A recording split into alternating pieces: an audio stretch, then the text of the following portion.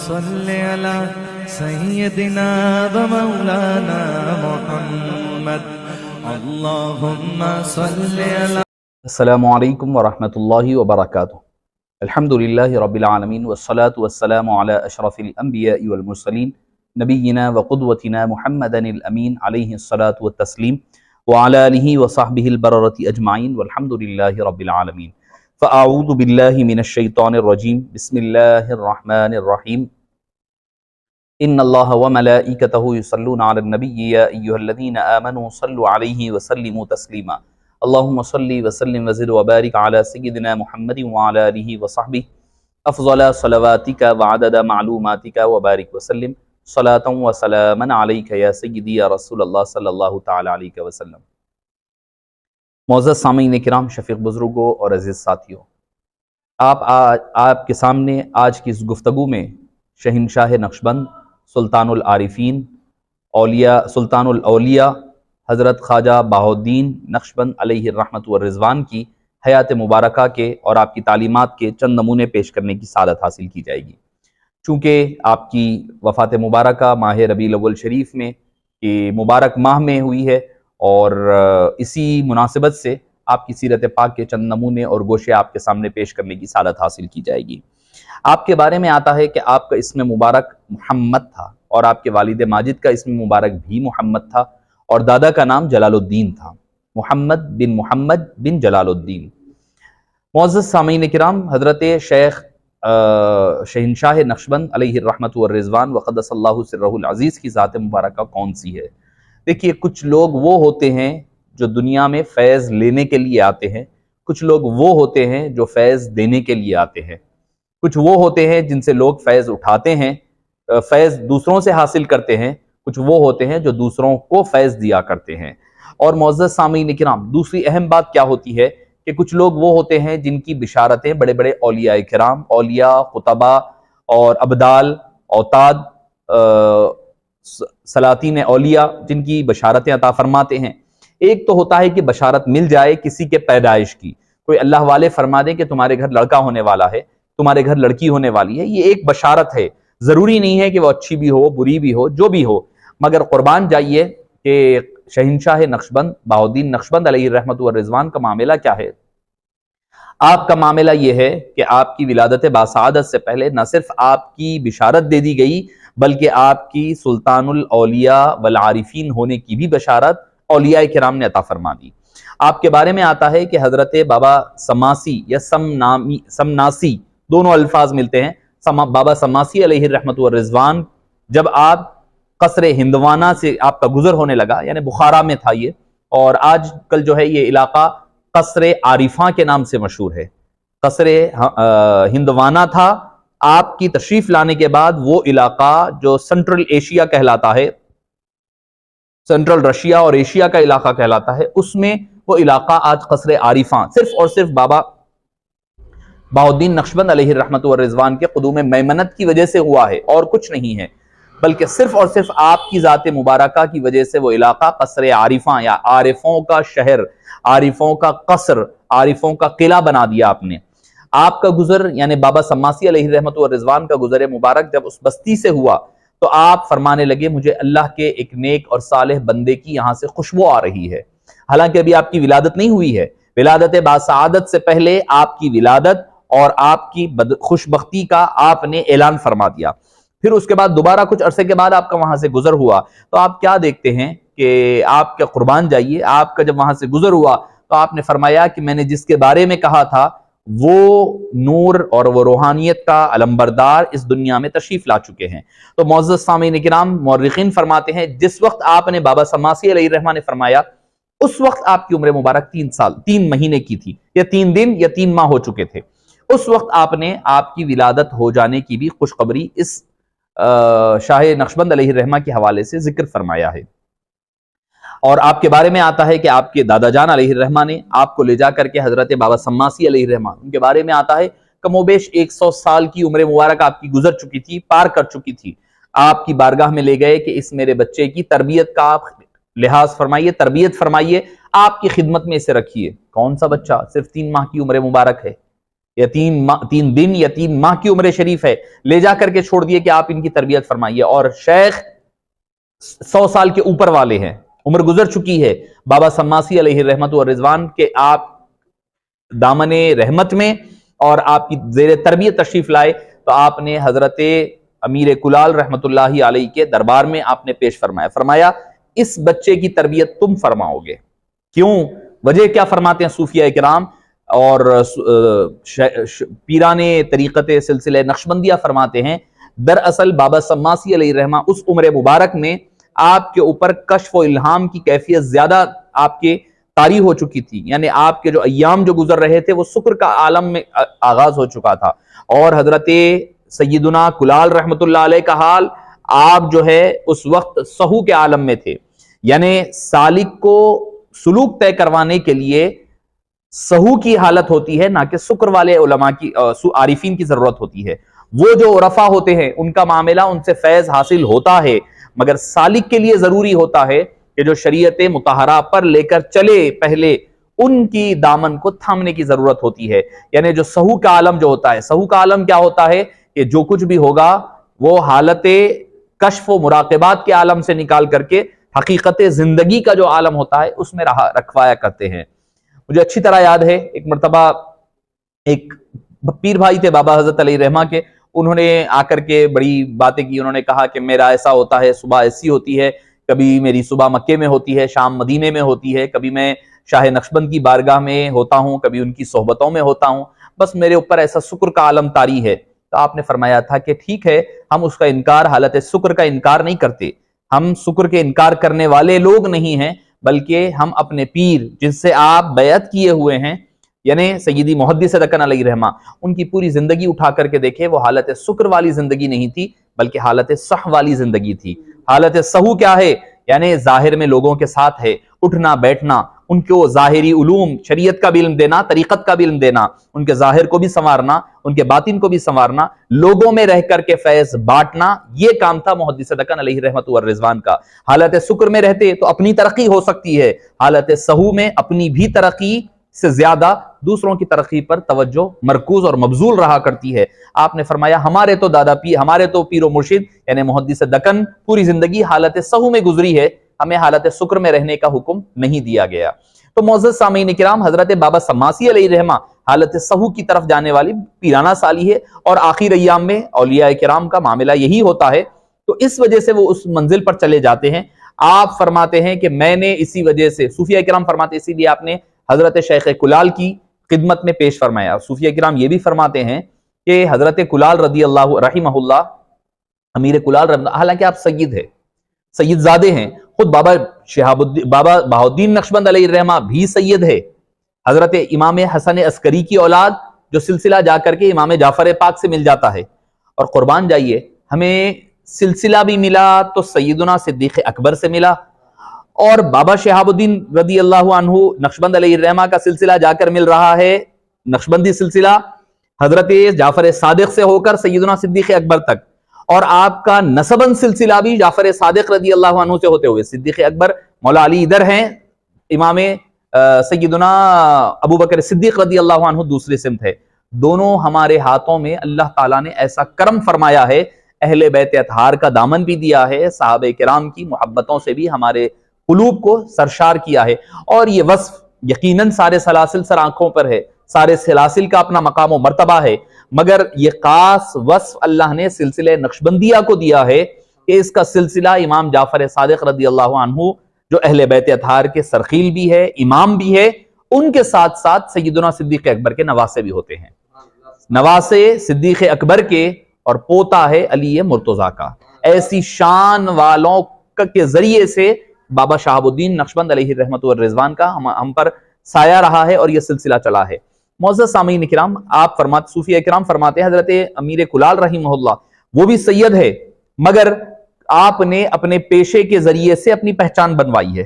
फरमाते हैं कि क्यों, इस वजह से फरमाते हैं कि सैयद है तो इसका मतलब ये नहीं है कि बैठ जाए कि भाई मैं सैयद हूं बस खत्म, यहीं पर कोई और तरक्की नहीं है। फरमाया कि नहीं, कोशिश जो होती है वो मुकम्मल करे और अपना जो कसब होता है, जो अल्लाह ने वहां भी दिया है वो तो दिया ही दिया है, कसब को हाथ से जाना ना दे। शाह नक्शबंद अलैहि रहमत व रिजवान की तालीमात का मकसद लुबाब भी यही है।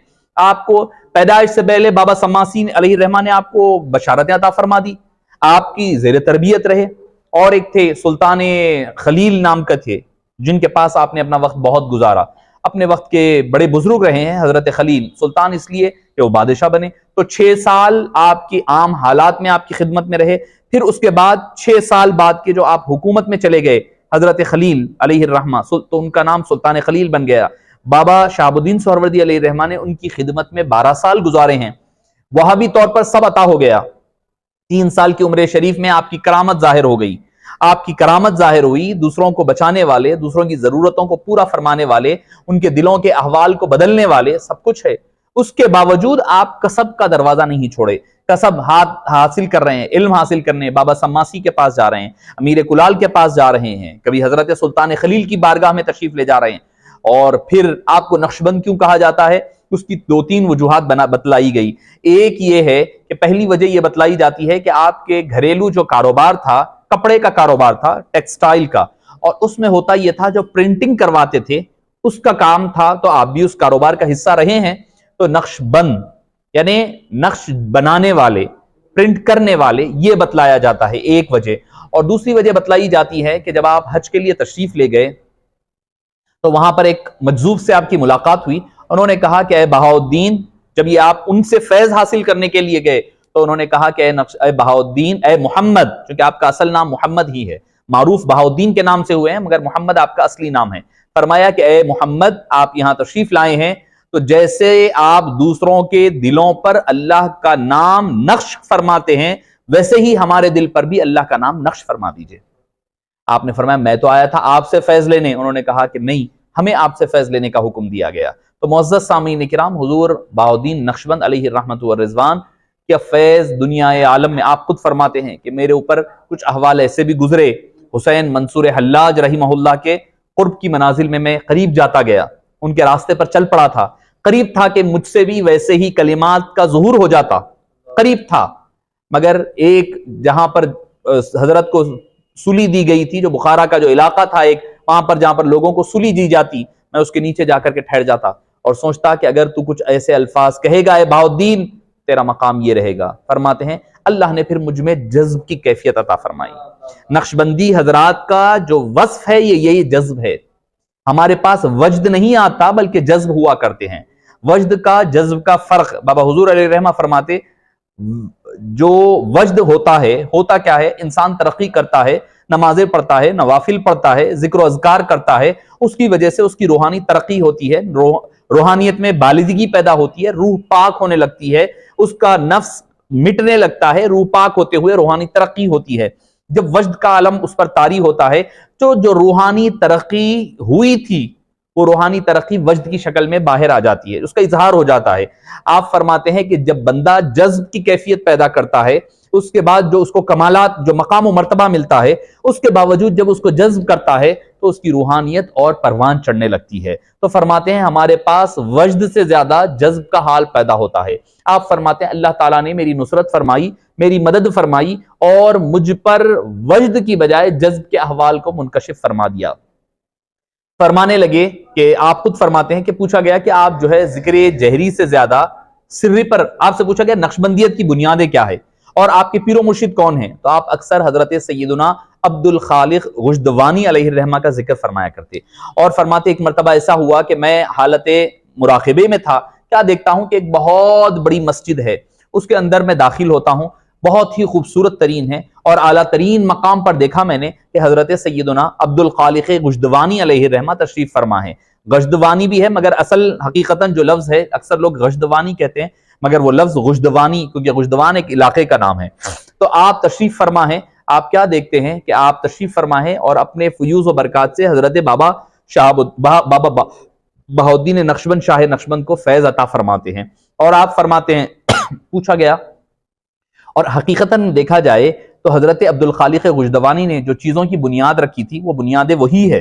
नक्शबंदियत की बुनियादें असल हजरत अब्दुल खालिक गुश्दवानी से चलती हैं। जो तालीमात, जो मुराक़बात है, जो कलिमात है, सारे के सारे, यानी क्या है, खिलवत दर अंजुमन है, नजर बर कदम है, ये सारी चीजें हजरत अब्दुल खालिक गुजदवानी से चली हैं। उसमें इजाफे हजरत सैयदना बहाउद्दीन नक्शबंद ने वकूफ अददी वकूफ कल्बी की शक्ल में इजाफे फरमाए हैं। फिर आगे जाकर के हजरत इमाम अहमद सरहिंदी मुजद्दिद अल्फसानी अलैहिर्रहमा ने उसमें और इजाफे फरमा करके एक कामिल शक्ल हमारे सामने पेश फरमाई है।